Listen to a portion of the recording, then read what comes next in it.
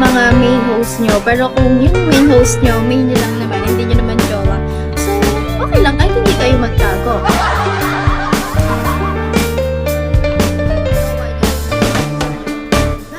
Live nyo pa siya. Kasi, kung ako may jowa akong spender ko, hindi ako mag-live.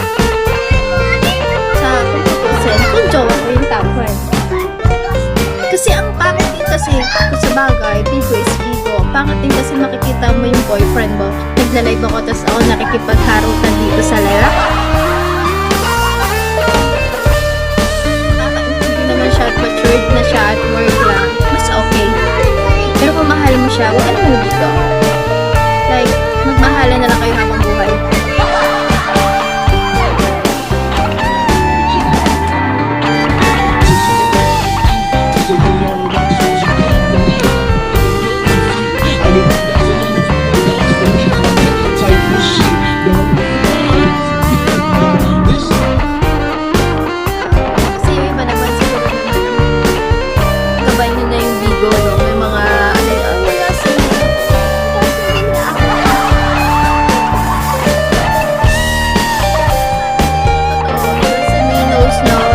Nililigawan siya.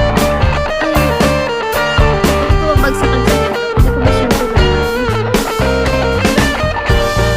Kasi iba kasing host, feeling na parang pag binagsakan ka top 1 ka akin ka lang.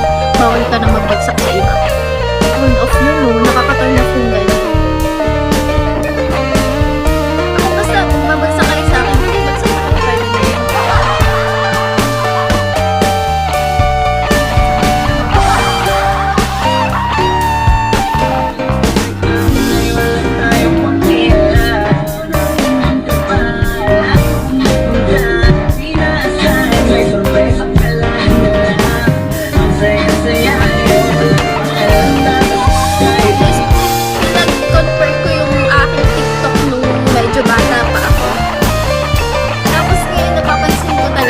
Talaga natin, nagmamature, nagkakaroon ng medyo matanda ng konti.